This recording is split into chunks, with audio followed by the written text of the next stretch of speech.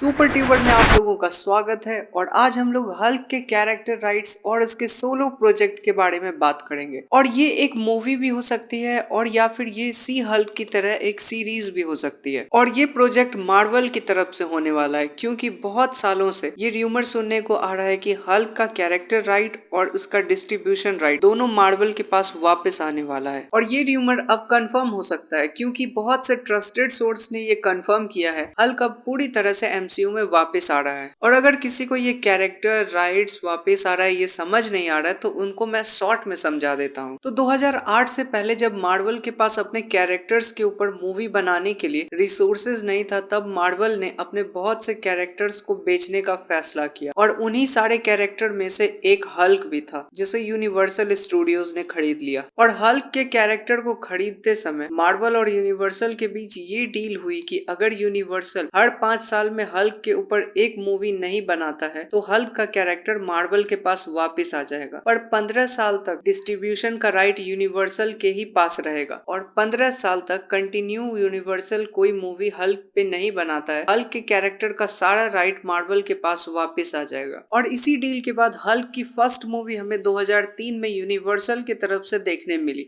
जो कि बुरी तरह से फ्लॉप हो गई। और फिर 2008 में मार्वल और यूनिवर्सल ने मिल के हल्क पे मूवी निकालने का एक फैसला किया और वो मूवी भी बुरी तरह से फ्लॉप हो गई। फिर मार्वल और यूनिवर्सल में कुछ अनबन होने के कारण वो दोनों अलग अलग हो गए। और 2008 में हल्क के फ्लॉप होने के बाद यूनिवर्सल ने कभी भी हल्क पे कोई काम नहीं किया और एज पर डील 5 साल तक हल्क पे कोई मूवी नहीं निकालने के कारण हल्क का कैरेक्टर राइट्स मार्वल के पास वापस आ गया। और मार्वल हल्क को दूसरे सुपर हीरोज के साथ दिखाने लगा जैसे एवेंजर्स और थॉर रैग्नारॉक। पर मार्वल अभी भी हल्क पे कोई सोलो मूवी नहीं बना सकता था क्योंकि डिस्ट्रीब्यूशन का राइट्स यूनिवर्सल के पास था और अगर मार्वल हल्क पे कोई भी प्रोजेक्ट निकालेगा तो यूनिवर्सल उसको डिस्ट्रीब्यूट करेगा और अगर यूनिवर्सल डिस्ट्रीब्यूट कर रहा है तो मैक्सिमम प्रॉफिट यूनिवर्सल के पास जाएगा। इसीलिए अब तक मार्वल की तरफ से हल्क पे कोई भी सोलो प्रोजेक्ट हमें नहीं देखने मिला है। पर 2023 के बाद मार्वल भी अब हल्क पे सोलो प्रोजेक्ट निकाल सकता है क्योंकि यूनिवर्सल ने लास्ट टाइम 2008 में द इनक्रेडिबल हल्क में काम किया था और अब